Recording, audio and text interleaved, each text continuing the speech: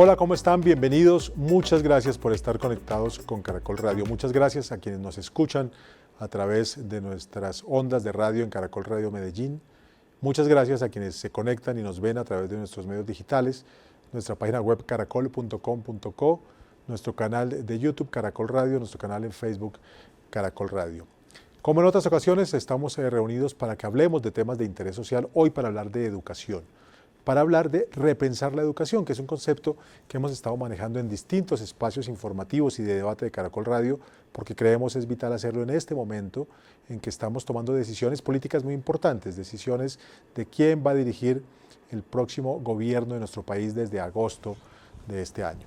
Y lo que estamos intentando es en estas discusiones regionales dejarles insumos a quienes asuman esa conducción del gobierno desde la segunda parte de este año para que pensemos en cómo podemos hacer cosas que mejoren la calidad, el nivel, la cobertura, en general el servicio educativo de Colombia. Y hoy, como lo hemos hecho en otras ocasiones, vamos a hablar de una región de Colombia en particular, de Antioquia, de Medellín, de cómo están funcionando en esa capital y en ese departamento las ofertas educativas y las atenciones en educación a las adolescentes, los adolescentes, las niñas, los niños de esa parte tan querida de Colombia. Como otras ocasiones, me acompaña hoy la directora ejecutiva de la Fundación Empresarios por la Educación, Andrea Escobar Vilá. Andrea, muchas gracias por estar en Caracol Radio, muchas gracias por permitirnos hablar sobre educación y empecemos a hablar de este asunto. Empecemos preguntándole hoy a Andrea, ¿qué es esto? Repensar la educación. Gracias, Alfonso, y un saludo a todas las personas que están conectados vía radio y también por el streaming. Qué maravilla hablar de educación y sobre todo centrarnos en esta región, como tú lo mencionas, tan querida, que es en Medellín y Antioquia. ¿Qué es repensar la educación? Es una apuesta que propone unas rutas y alternativas donde demuestra que en Colombia sí podemos mejorar en calidad educativa. Tenemos ciertos temas resueltos, otros que nos falta mucho camino por recorrer, pero esto es lo que hace repensar la educación en 7 ejes estratégicos, 7 temas que consideramos, y seguramente hay más, pero 7 temas que consideramos que van a mover la aguja en calidad educativa. Estos son brechas educativas, innovación y tecnologías en la educación, que creo que hoy va a ser un tema en este encuentro donde Medellín tiene muchísimo por compartirnos y contarnos, todo el ejercicio de calidad docente, financiación de la educación desde el Sistema General de Participaciones para que ese presupuesto, que es el más grande de todas las carteras, pues tenga más recursos para calidad educativa, que esto seguramente va a redundar en innovación y tecnologías de la información y más formación docente, hablar de posmedia, hablar de primera infancia, hablar también de más autonomía para las escuelas. Repensar la educación es una excusa que invita a que en estas oportunidades que estamos viviendo de transición, de cambio de gobierno nacional, pero el próximo año que vamos a empezar a hablar de elecciones regionales, a políticas públicas mucho más innovadoras y que realmente pongan a los estudiantes en el centro. Son varios los puntos que usted plantea, Andrea, varias las líneas de trabajo. Me llama la atención el énfasis que le pone en este caso a la innovación. ¿Por qué es tan importante la innovación en la educación y qué es lo que podemos aprender de lo que se hace en Antioquia?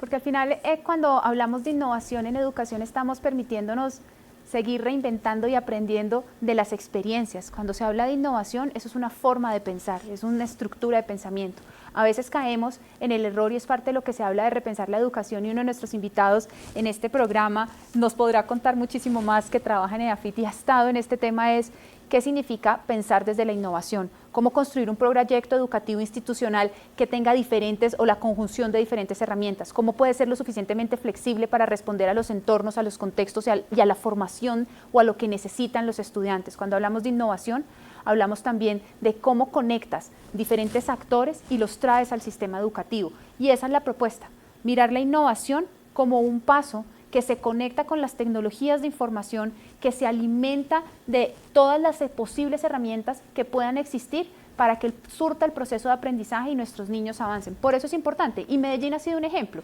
Ruta N, el MOA, diferentes iniciativas de las cuales tenemos que aprender. Pero te doy un dato también de la ciudad de Medellín, que este es bien interesante, y es que el 98% de las sedes educativas cuentan con el servicio de electricidad y equipos de cómputo también, y el 99% con internet. O sea, lo que estamos hablando es que es una ciudad que esto no significa que esté funcionando, y lo hemos aprendido, pero lo que sí nos da cuenta es que es una ciudad que se ha preocupado por conectar, por hablar de innovación, por hablar de cómo cualifica a los maestros.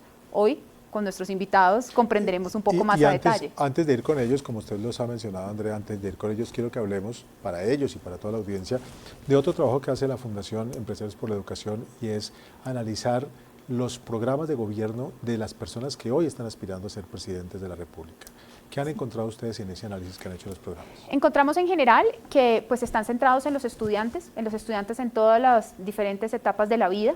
Encontramos que hace falta profundizar mucho más en calidad educativa. Se habla de alguna manera de innovación, tecnologías de la educación, pero nos llama la atención que no se conecta. Seguimos hablando, y esto es un tema que Colombia necesita. Sí, necesitamos terminarnos de conectar. El promedio nacional de penetración de conectividad en Internet en las escuelas de nuestro país es del 40%. Tenemos un reto gigante, pero encontramos que los candidatos a la presidencia no hablan de esos cómo. No podemos seguir hablando, y esa es parte de las propuestas, en generar puntos de conectividad.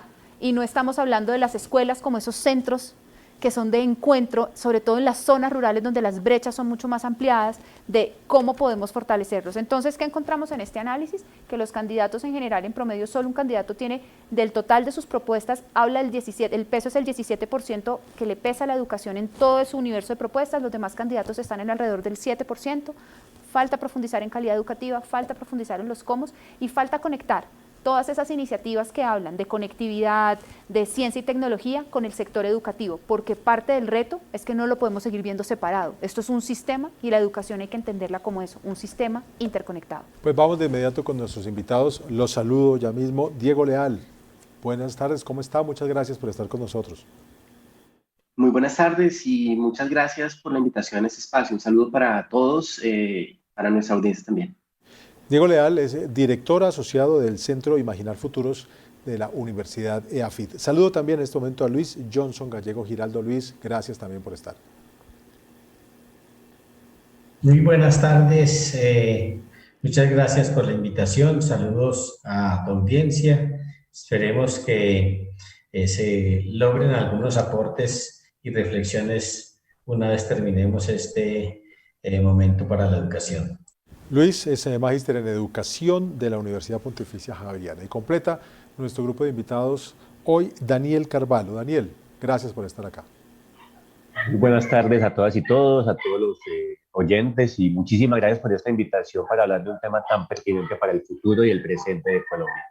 Daniel es urbanista, fue concejal de Medellín y acaba de ser elegido representante de la Cámara por el departamento de Antioquia. El diálogo con ellos, que son los que mejor conocen, creemos, la educación en Antioquia, lo conducirá nuestro director de noticias en ese departamento, a quien saludo también, Luis Fernando Espina. Luis Fernando, gracias. Gracias a ti, Alfonso, gracias a Daniel, a Diego, a Luis Johnson y por supuesto a la doctora Escobar Vilá. Estos espacios no solamente contribuyen a un debate de propuestas y de ideas, sino también a construir confianza, y eso es parte de lo que queremos en Caracol Radio, Alfonso. Adelante, Luis Fernando, empecemos con nuestro debate que nos trae. Muy bien, entonces los temas están servidos y las propuestas también. Yo quisiera comenzar en el contexto de lo que significa este conversatorio, porque creo que de ahí parte también un poco esta conversación. Y el contexto no puede ser distinto a una situación dramática que hemos vivido durante los últimos 2 años largos por una pandemia, donde el sector educación ha sido sin duda uno de los más golpeados por lo que ya todos sabemos y no pretendo entrar en detalles a lo que conocemos. Y segundo, pues como ya lo señalaba Alfonso, un debate electoral pasado también por agresiones, por un ambiente de polarización que no deja ver el bosque por estar mirando solo el árbol. Entonces con esto comenzaría y la primera pregunta sin duda es para todos, en el orden en el que estamos aquí, Diego, Luis Johnson, por supuesto la doctora Vilá y Daniel, que es parte fundamental, al que le agradezco el esfuerzo que ha hecho para estar con nosotros en este espacio. La pregunta es cómo y qué debería hacer el próximo presidente para mitigar un poco esas asimetrías que se incrementaron con el tema de la pandemia en un punto fundamental que está planteado en la discusión, en el tema de la permanencia y de la pertinencia de la educación en Colombia. Adelante, Diego. Bueno, ese obviamente es un tema bien amplio y que tiene muchísimas aristas alrededor de lo que ocurrió en la pandemia. Yo pienso que una cosa en medio de todo muy positiva de la pandemia es que nos permitió hacer visibles una serie de brechas y una serie de situaciones que de pronto sentíamos que estaban un poco más adelantadas. Y pues yo pienso que a la luz del ejercicio de recomendaciones que hemos hecho desde la Universidad PID y que construimos también con la Fundación Empresarios por la Educación, hay un aspecto inicial que creo que es clave y es construir sobre lo construido. Yo me refiero a esas palabras porque uno de los grandes hallazgos a nivel global de lo que tiene que ver con políticas públicas en educación y con reforma educativa es pues el gran desgaste que nos genera el tratar de cambiar de rumbo cada 4 años o cada cierto tiempo. Entonces, a partir de lo que ya tenemos construido, creemos que es muy, muy, muy importante poder seguir profundizando en la comprensión del entorno que tenemos ahora. No podemos pretender que simplemente en los últimos 2 años, al terminar la pandemia, nos van a dejar en la misma situación que teníamos en 2019, en términos de conectividad, en términos de dispositivos, de uso y apropiación, todos los aspectos. Así que al seguir profundizando en comprender ese panorama, comprender, por ejemplo, cuál es el nuevo piso de capacidades digitales que tienen nuestros docentes, comprender cuál es el estado real y qué impacto tuvo la pandemia en el parque tecnológico, y seguir entendiendo, a partir de iniciativas como, por ejemplo, Valor para Avanzar, cuál es el estado en el que se encuentran los logros de nuestros estudiantes, va a ser algo importantísimo para poder planear, que es tal vez el segundo elemento importante, con una mirada de largo plazo.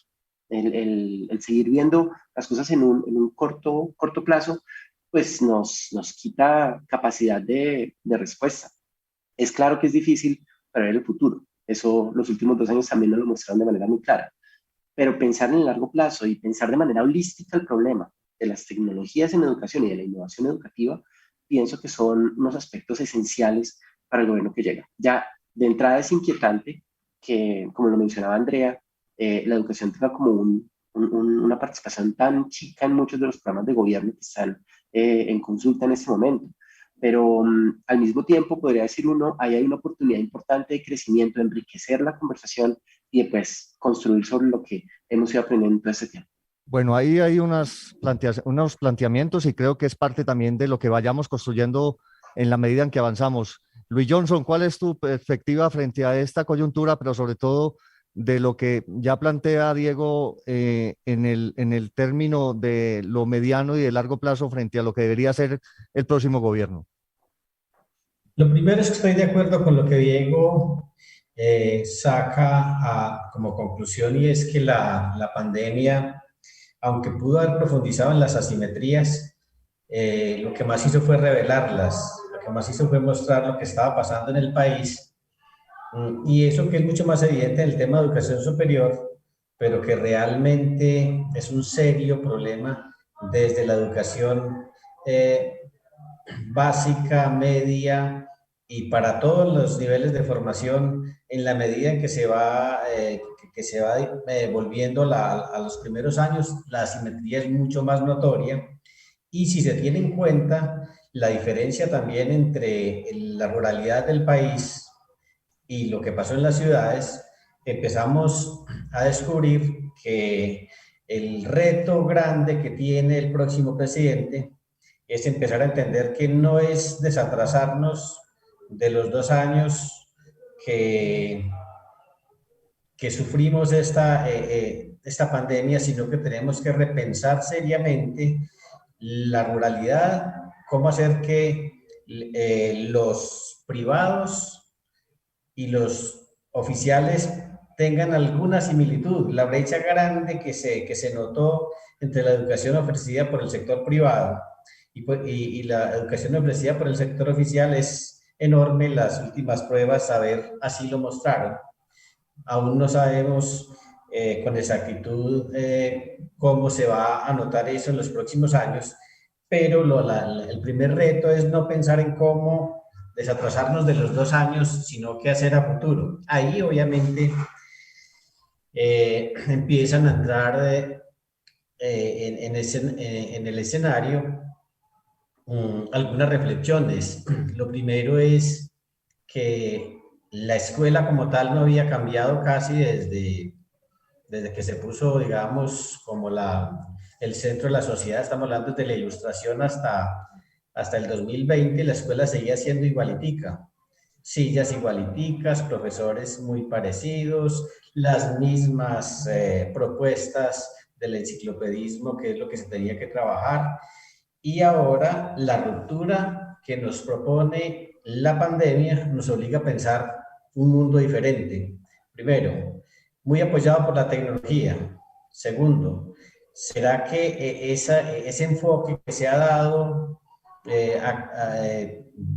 durante tantos años sigue prevalente o ya tenemos que empezar a pensar nuevas propuestas de educación pensadas para las sociedades de hoy, que están conectadas, que son globales y que además están necesitando unas competencias diferentes para el mundo que se viene, muy del lado de lo digital, donde Ahí hay unas provocaciones que creo que son parte del insumo que está sobre la mesa. Daniel, usted además tiene un reto adicional y es su llegada al Congreso es el escenario que usted ha buscado siempre, incluso para hacer transformaciones, lo ha hecho en el Consejo de Medellín y las expectativas de lo que pueda hacer usted en el Congreso parte también de su liderazgo y del conocimiento que usted tiene de la calle, de lo que es realmente lo culturalmente aceptable en términos de sociedad y la educación es un instrumento para eso.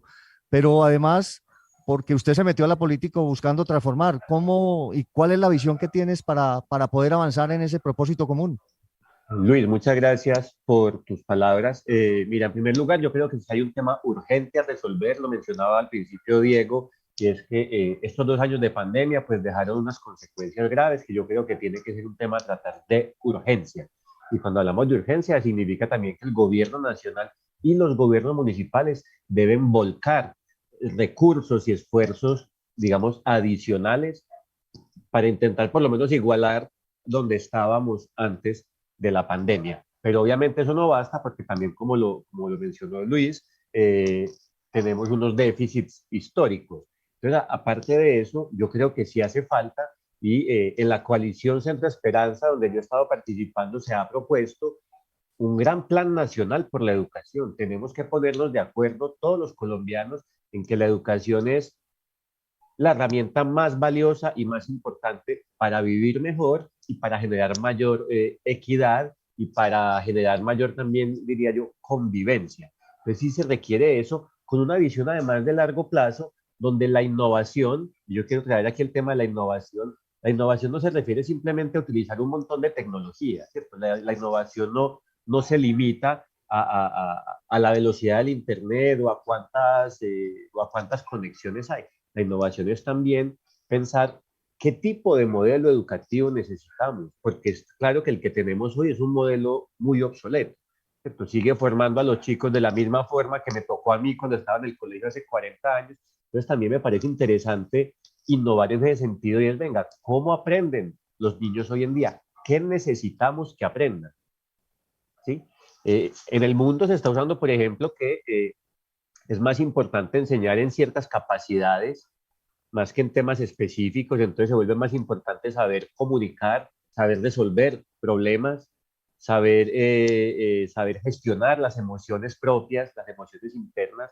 Pero al final creo que lo más importante de la educación, sobre todo la educación en estados iniciales, primaria, incluso secundaria, se debe referir a formar buenas personas, formar buenos ciudadanos y formar los colombianos que estén en capacidad de afrontar los retos que Colombia tiene como país. Y allí van temas como la convivencia. En Colombia no sabemos convivir de manera adecuada, no sabemos estar en desacuerdo. En temas como la sostenibilidad ambiental, si de verdad creemos que el principal potencial de Colombia está en su biodiversidad y no en el petróleo, entonces, ¿cómo estamos inculcando eso en los jóvenes? Entonces, para resumir aquí, Luis, tiene que haber una acción urgente para tapar los huecos que nos dejó la pandemia, pero también hay una urgencia de repensar la educación más allá de este modelo tradicional que seguimos prolongando. Así es. No la veo en el menú, pero ¿está ahí la doctora Andrea conectada? Bueno, parece que vamos a ser nosotros tres los que estemos aquí en esta conversación y retomo un tema que salió ahí de la presentación oficial de Andrea y es el tema de la innovación, pero conectado también con un tema que tú planteas, Daniel, y es el tema de cómo pensar un nuevo modelo. Y voy a retomar un poco las palabras de Martha Nussbaum en un libro fascinante que les recomiendo además que se llama Sin fines de lucro, ¿por qué las democracias necesitan de las humanidades? Y ahí hay un tema que atraviesa el nuevo modelo en épocas post-pandemia y es el tema del pensamiento crítico. cómo vincular el pensamiento crítico a la tecnología y a la innovación como verdaderos elementos de un proceso de transformación de largo plazo. Y continúo y comienzo por el revés. Daniel, por favor. Sí, Luis, yo creo que ahí, digamos que la frase en la que yo resumo eso es: necesitamos enseñar a aprender, ¿cierto? Es decir, hoy en día las herramientas, a diferencia de lo que nos tocó a nosotros, que estamos pues ya más viejitos en el colegio, el conocimiento ya está ahí, están los aparatos, ¿cierto? Necesitamos es enseñarle a los chicos dónde está el conocimiento y cómo enfrentar ese conocimiento, cómo enfrentar esa información más bien que hay ahí, y ahí está el pensamiento crítico. No podemos simplemente cultivar chicos que se metan a Wikipedia y se crean todo lo que digan ahí, o que entren a Google. Entonces, precisamente aprender a discernir entre el bombardeo de información que tenemos hoy, no solo a nivel académico, sino en todo, a nivel político, todo. Entonces, lo primero, pienso yo, es enseñarle a la gente a utilizar las herramientas de acceso a la información. Creo que hay un primer punto del pensamiento crítico. Y en segundo lugar, Luis, yo quiero insistir sobre esto, y es que los colombianos necesitamos aprender a estar en desacuerdo. Cuando uno ve que 30% de los homicidios que hay en Medellín se deben no a temas de crimen organizado, sino a riñas entre personas, entiende la dimensión del problema. Entonces, a mí me parecería más importante que los jóvenes salieran muy avesados en resolución de conflictos internos y externos. Preferiría eso a que sean unos tesos en matemáticas. Digamos, la matemática es muy importante y yo soy ingeniero, pero lo que me parece urgente en Colombia es que aprendamos a convivir entre nosotros y con nuestro medio ambiente. Y ahí se requiere ese pensamiento crítico para saber, insisto, de dónde saco la información, cómo la analizo, cómo la juzgo y cómo la utilizo. Luis Johnson, ¿cuál es tu perspectiva frente a lo que plantea Daniel, pero siempre en la misma línea de que la innovación no es solo cables conectados a Internet, sino también gente conectada con el mundo, personas que piensen y actúen en consecuencia con sus entornos? El tema de pensamiento crítico e innovación están mediados por algo que está muy en boga en el mundo en general, que es el tema de la algoritmia, y es que el mundo digital empezó a entender que todo se puede representar en el mundo digital como una posibilidad de describir cualquier fenómeno o cualquier objeto en términos de propiedades y funcionalidades. El pensamiento crítico es el centro del futuro de la educación. En la medida en que nuestros jóvenes empiecen a mirar el mundo con una perspectiva diferente, que sean capaces de organizar bien sus conceptos, de interpretarlos, de empezar a con ello construir nuevos conceptos e incluso llevarlos al mundo digital, van a tener mayores posibilidades que ese estilo repetitivo que, aunque todos los docentes reniegan de él, lo siguen haciendo día a día, organizando las asignaturas de la misma manera, presentando de la misma manera cada una de sus sesiones de clase, y no invitando a construir sobre los conceptos que realmente podrían forjar lo que es el conocimiento futuro. Diego. Luis, a ver, definitivamente los temas de innovación van más allá de los cables, sin lugar a dudas. Y definitivamente el pensamiento crítico va a ser un factor crucial para el presente y el futuro. Yo me devuelvo un poquito a lo que decía Andrea al inicio. Creo que más allá de esos acuerdos, lo que empieza a ser muy importante es que descubramos cuáles son los cómo, cuáles son esas formas que funcionan, que han sido efectivas en otros territorios y en nuestros territorios, para fortalecer esas capacidades de pensamiento crítico y lograr que la innovación educativa se difunda y llegue a donde necesita llegar. Creo que el tema de los cómo es fundamental, porque creo que en general no encuentra un acuerdo frente a esos temas, ¿cierto? Uno termina diciendo, bueno, sí, claro, necesitamos fortalecer mucho más el tema de pensamiento crítico, sin lugar a dudas, fortalecer los temas de convivencia. Y allí, frente a esa pregunta de, bueno, ¿y cómo lo hacemos?, es donde la experimentación se vuelve un aliado fundamental de la innovación. Hay muchas formas de entender la innovación, es como mindset, como proceso, pues desde muchas perspectivas, pero sí entendemos, digamos, las aproximaciones de aprendizaje basado en proyectos, por ejemplo, como una apuesta muy importante en esa dirección de entender el mundo de una manera crítica, de integrar arte, ciencias, humanidades, de integrar de manera muy natural y muy rica, muy humana, todas esas distintas áreas de conocimiento en proyectos que se puedan conectar con el entorno, que puedan ayudar a detectar dificultades que tienen las comunidades y que le permitan a nuestros niños, a nuestras niñas, a los adolescentes, entender que ellos también pueden cambiar el mundo, que ellos son unos agentes de cambio que pueden cambiar su realidad. Él es Diego Leal, ustedes lo están escuchando como parte de esta conversación de expertos en Antioquia sobre la educación en esa región del país y en toda Colombia. Hacemos un corte muy pequeño, muy breve para comerciales. Regresamos para seguir hablando de educación en Medellín, en Antioquia, en Colombia. Gracias por continuar con nosotros. Ustedes están oyéndonos en Caracol Radio Medellín en este especial Repensar la Educación. Nos pueden también ver y escuchar a través de nuestros canales digitales, Caracol Radio en YouTube, Caracol Radio en Facebook, nuestra página web caracol.com.co. Este es otro espacio en que hablamos de posibilidades, de oportunidades, de necesidades de la educación. Ustedes han escuchado y van a seguirlo haciendo, por supuesto, con la moderación de Luis Fernando Espina, 3 invitados especiales: Diego Leal, Luis Johnson Gallego y Daniel Carvalho. Mencionaron antes en algún momento Luis Fernando Andrea. Andrea está aquí escuchando, como siempre, muy atenta a lo que dicen los expertos invitados, y justamente aprovechamos esa pregunta que hacía por allí Luis Fernando. Andrea, ¿qué le ha llamado la atención de esta primera parte de la conversación que tenemos en Medellín? Alfonso, gracias. Varios elementos y entre ellos arranco por construir sobre lo construido. Yo creo que en nuestro país tenemos bastantes iniciativas y en lugares cercanos, y este libro, Repensar la Educación, pone sobre la mesa eso. Existen iniciativas de las cuales podemos trabajar y podemos avanzar. Y quiero de ahí partir de algo bien interesante que mencionaban en algún momento, y es que cuando hablamos de innovación, pues es parte de una forma de pensar, de una forma de abordar y aproximarse a la educación. Quiero leer algo que aparece en el libro y es una deuda a la pregunta que hacían hace un rato de qué se puede hacer. Actualizar los estándares básicos de competencias y derechos básicos de aprendizaje como respuesta a las demandas de formación universitaria y del mercado laboral del siglo XXI.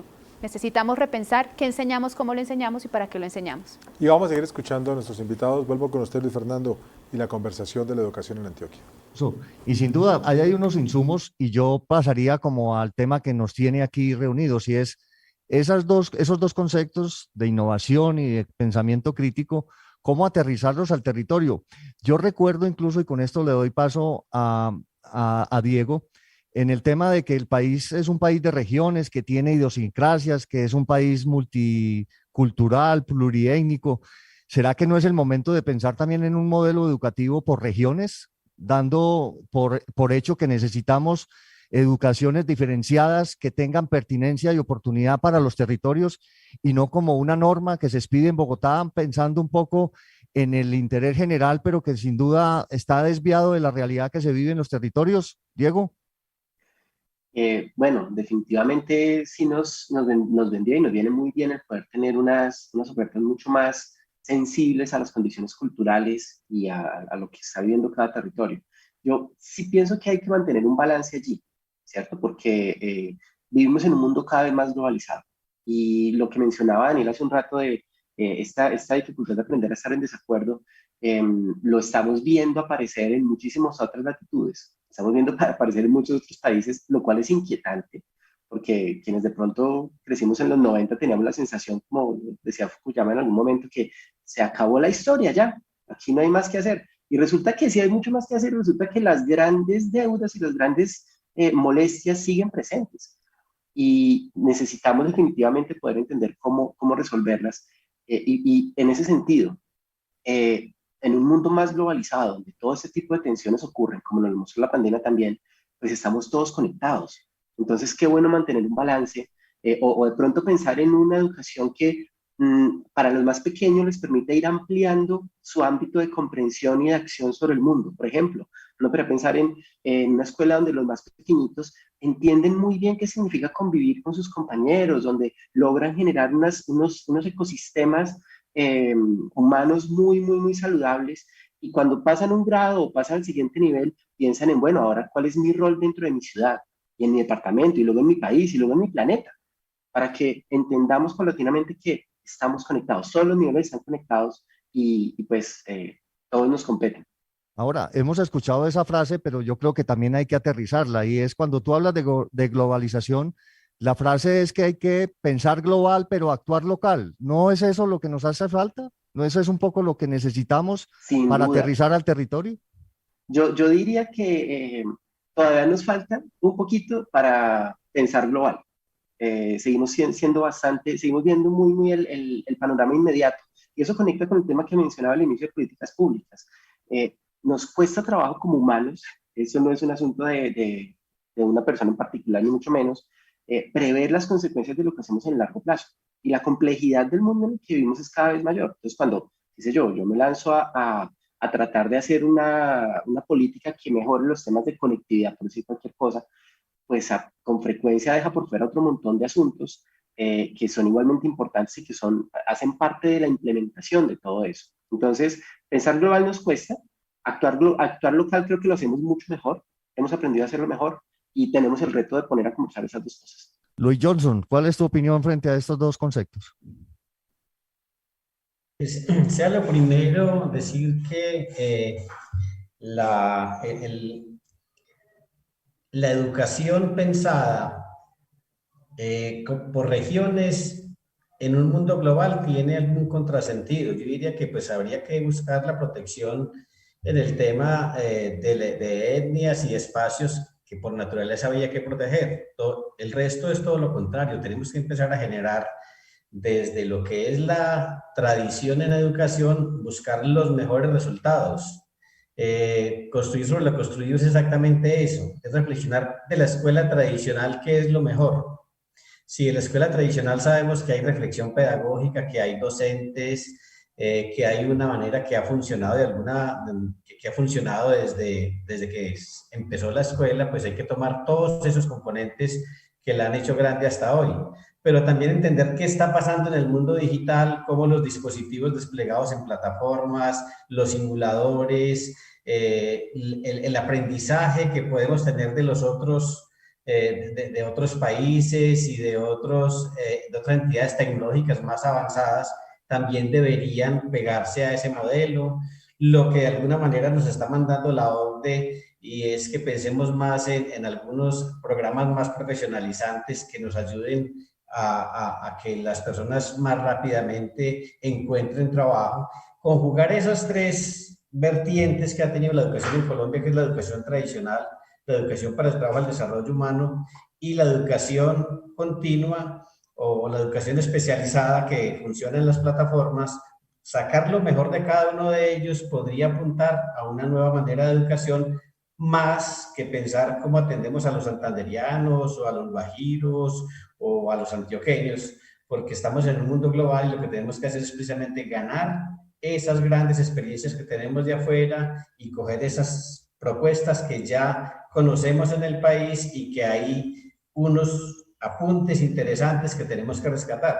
Construir sobre lo que tenemos es precisamente eso, es coger lo mejor de lo que ya nos ha pasado y sumarlo en una propuesta innovadora que necesariamente tiene que pasar por lo que se proponía hace un momento y es replantear lo que tenemos que enseñar, así implique rediseñar todos los estándares que están planteados hasta el momento. En aras de alimentar la discusión, yo insisto, no es que hagamos un modelo por regiones pensando en Antioquia, en Santander, sino que hay unos puntos, unos mínimos para poder avanzar como sociedad en unos entornos que tienen unas particularidades, pero en aras de esta discusión le pregunto a Daniel, ¿será que ese modelo que propones cambiar, qué es lo que hay que cambiar? ¿O es un tema que no es cambiar el modelo per se, sino construir un modelo a partir de esas diferencias y de esas, si se quiere, de esas particularidades territoriales en un país que sí tiene que pensar en cómo se inserta en el mundo, además en un tema que es competitivo y que genera incluso mejor calidad de vida como la educación? Luis, yo creo que el modelo no debe ser uno diferente por región, pero sí tiene que haber una, llamémosla, una territorialización del conocimiento. Voy a poner un ejemplo muy sencillo. Cuando yo estaba en el colegio, me enseñaron y me obligaron a aprenderme de memoria todos los ríos de Europa. Y nadie nunca me enseñó cuáles eran las quebradas de Medellín. ¿cierto? Y entonces, ¿qué pasa? Vivimos en una ciudad que es negligente con sus quebradas, las desprecia. Entonces yo sí creo que la educación tiene que acercarnos a nuestro entorno y que el propósito máximo de la educación debe ser cómo vamos a mejorar esto, ¿cierto? Y ahí me pego de algo que decía Diego, y para eso es fundamental enseñar desde el proyecto. Y eso es uno de los cambios que yo creo que tiene que tener la educación, enseñar desde el proyecto. ¿Y el proyecto está dónde? Está en la quebrada, está en la colina de tu, ¿cierto? Está en la agricultura, si tu territorio tiene esa vocación, si vivís en Urabá, pues tenés que saber qué es el mar y cómo funciona y qué es bueno. Entonces yo sí creo que tiene que haber un modelo que no es el que existe ahora, tiene que ser diferente, pero ese a nivel nacional, pero ese modelo sí tiene que tener unos énfasis territoriales en función de las virtudes, las problemáticas, la conformación étnica, la historia de cada territorio. Pero sí estoy de acuerdo en que tiene que haber una territorialización del conocimiento y de la educación. Y entonces ahí aparece otro punto que es fundamental en la discusión y es el tema de la asignación de recursos y los presupuestos que se asignan a la educación.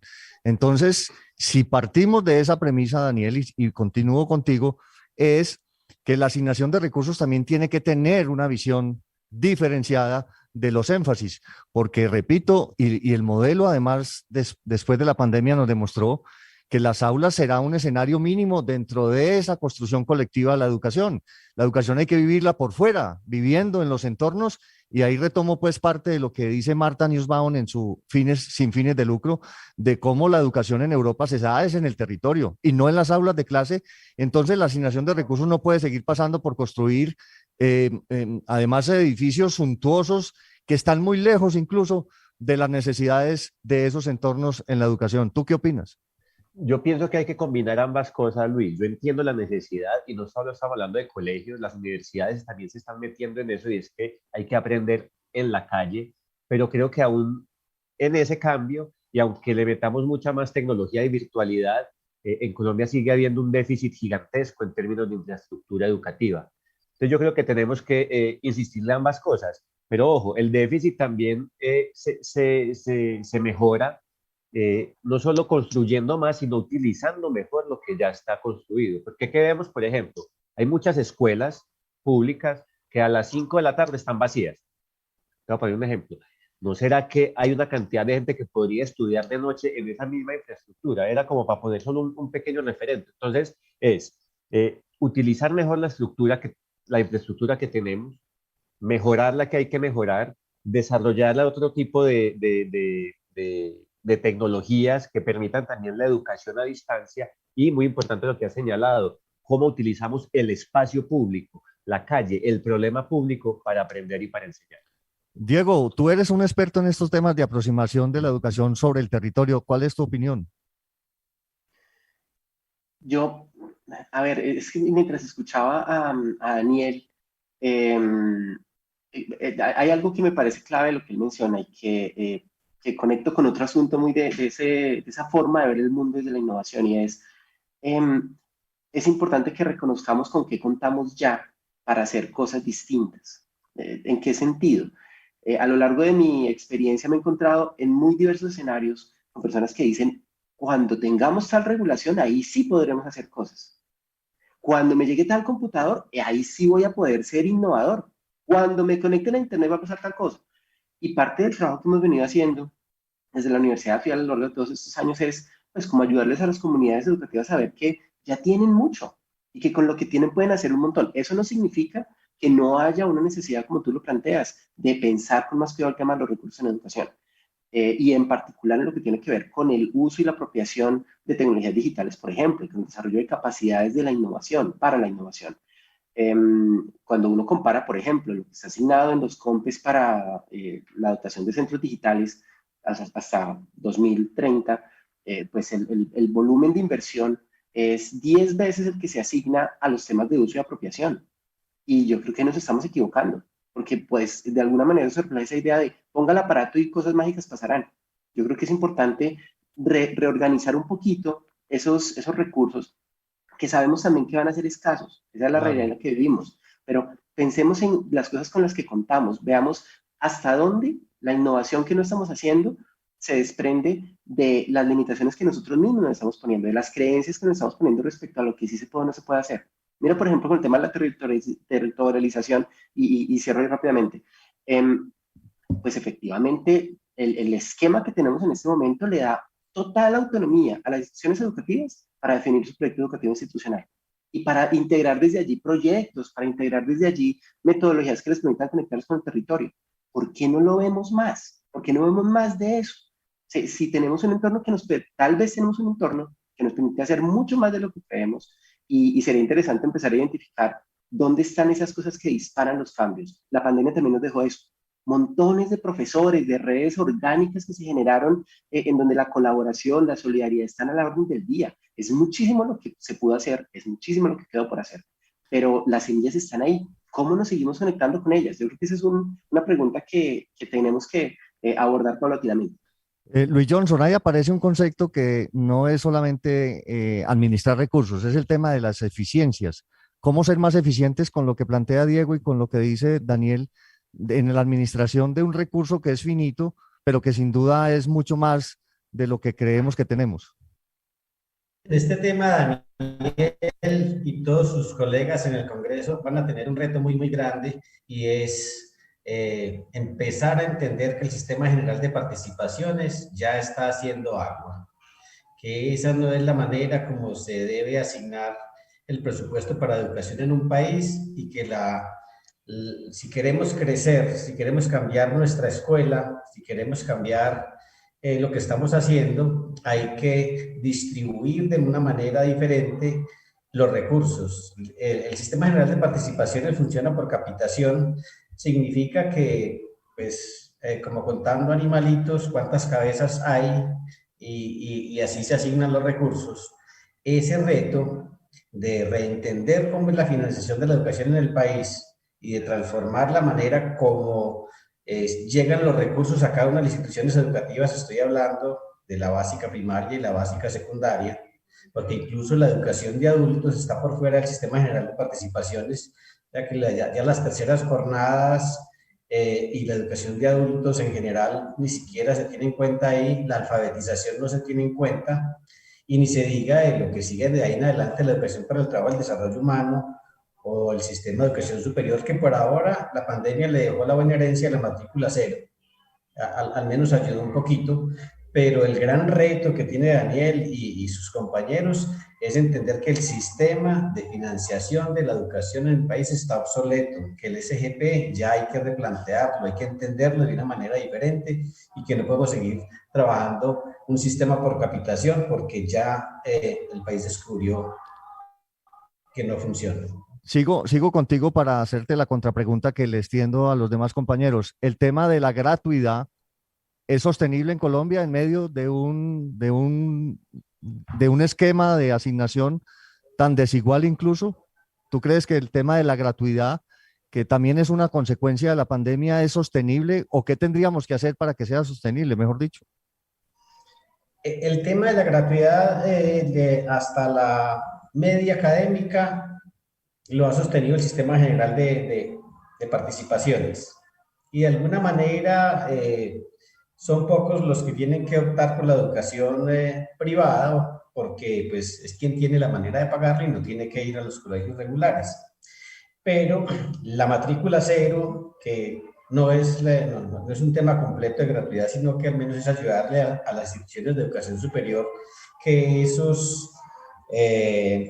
ese concepto que tiene que ver con la matrícula, no con el resto de gastos que tienen que ver en una institución, es sostenible en el corto plazo, y por eso precisamente hay que empezar a pensar de dónde se van a sacar esos recursos. Medellín lo ha intentado, yo creo que Medellín se le adelantó incluso al gobierno nacional en llevar la matrícula cero a las 3 IES del municipio de Medellín, y eso desfinanció una serie de propuestas también educativas a la vez. Pienso que algo parecido va a pasar en el país si no se apropia de manera pertinente los recursos para que la educación superior sea gratuita. Brevemente, porque ya estamos al cierre de esta conversación, agradeciendo de nuevo su participación. Diego, ¿el tema de gratuidad es un tema sostenible o qué deberíamos hacer? Porque como lo dice Luis Johnson y aparece en el documento que les envié, el tema es dramático en quienes incluso quieren buscar una opción en la técnica y en la tecnológica y dicen que ni siquiera pueden ir porque no tienen para los pasajes. ¿Cómo resolver este tema? Bueno, esa es una pregunta que no es trivial, obviamente, pero insisto, yo volvería un poquito como al reto que tenemos de pensar de una manera más amplia todo lo que estamos haciendo y de pronto empezar a ver la inversión en educación con esa palabra, como una inversión, no como un gasto. Y que paulatinamente, como lo vivimos también en experiencias como Serpi lo paga y como Generación E, poder vincular de una manera mucho más clara esta comprensión de nuestros jóvenes respecto a lo que significa tener una matrícula cero. A que aún hay un país que está haciendo un esfuerzo, que puede ser una deuda histórica, puede ser, pero hay un país que está haciendo un esfuerzo por garantizar un derecho a la educación.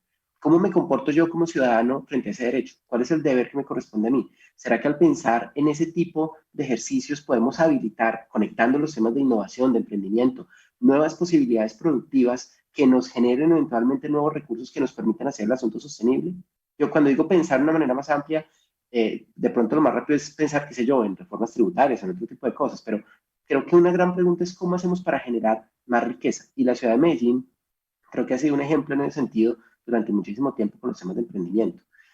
Como se mencionaba al inicio, pues el esfuerzo que hace Ruta N, por ejemplo, y las distintas instituciones de la ciudad frente a los temas de emprendimiento, creo que va dejando unas pistas muy interesantes de cómo se pueden vincular a los jóvenes con esos temas. La actividad también del Comité Universidad Empresa Estado, de generar articulaciones entre las empresas de la región y lo que están haciendo los estudiantes desde que están muy pequeñitos, tiene un valor gigantesco y qué bueno que podamos profundizar en ese tipo de cosas para que encontremos otros caminos que nos permitan pensar en cómo financiamos estas iniciativas. Daniel, finalmente contigo y tú que sí conoces aquí la realidad porque la has caminado la ciudad, ¿cómo hablar de esa especie de simetría en la educación, en pertinencia y en oportunidad cuando Medellín, pese a su capital social y a ese trabajo empresa, universidad, Estado, ha construido una institucionalidad fuerte, pero seguimos siendo la ciudad más desigual del país? Luis, ahí te tocas un tema pues que no se resuelve en un minuto. Medellín lleva 20 años apostándole fuertemente a la educación, sobre todo en cobertura, y fíjate que no solo mantenemos los índices graves de inequidad, sino también incluso de calidad educativa. Entonces nos enfrentamos a un problema de unas dimensiones que insisto, merecen una reflexión como país de la importancia que le damos a la educación, y esa importancia tiene que verse reflejada en voluntad política, es decir, en presupuesto, pero también en cómo citamos a todas las fuerzas de la nación, los empresarios, los académicos, para ver entonces qué dirección le damos, porque incluso invirtiendo mucha plata, como ha hecho Medellín, no hemos logrado avances tan importantes como esperábamos. Pues bueno, como ustedes lo dicen, esto no es un tema que se agote en una sentada, pero aquí ya hay unos insumos. Creo que es parte también de lo que tenemos que seguir haciendo, escuchándonos. Y hay una frase de Fernando Savater que más que pensar, tenemos es que pensarnos nosotros. Y eso es parte de lo que la educación debe liderar y debe facilitar.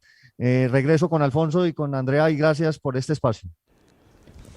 A usted, Luis Fernando, gracias por esta moderación que ha hecho. Muchas gracias a Diego Leal, a Luis Johnson Gallego, a Daniel Carvalho por habernos entregado sus ideas, sus opiniones, sus iniciativas. Muy interesante escucharlas, Andrea. ¿Con qué nos quedamos para este cierre? ¿Qué aprendimos de lo que escuchamos de la experiencia antioqueña? Varias cosas, Alfonso. Fortalecer la descentralización. Colombia, a las preguntas que se hacían, es un país descentralizado. Las secretarías de educación hay 96 certificadas, entre ellas se encuentra Medellín, Distrito Especial, y ellas son las que tienen la potestad para poder hacer mucho más por la educación. El reto aquí es fortalecerlas, fortalecer esa descentralización que permite también de cara a la Ley General de Educación la autonomía escolar, que es donde se construyen los programas educativos institucionales, las decisiones de las escuelas. Entonces creo que ahí hay una conversación muy importante donde si fortalecemos estas estrategias de orden nacional que llegan al orden territorial, podemos realmente comprender qué es lo que se está proponiendo. Propuestas concretas que salen de aquí hoy, de las cuales están en repensar la educación, es el ejercicio de esa reforma del Sistema General de Participaciones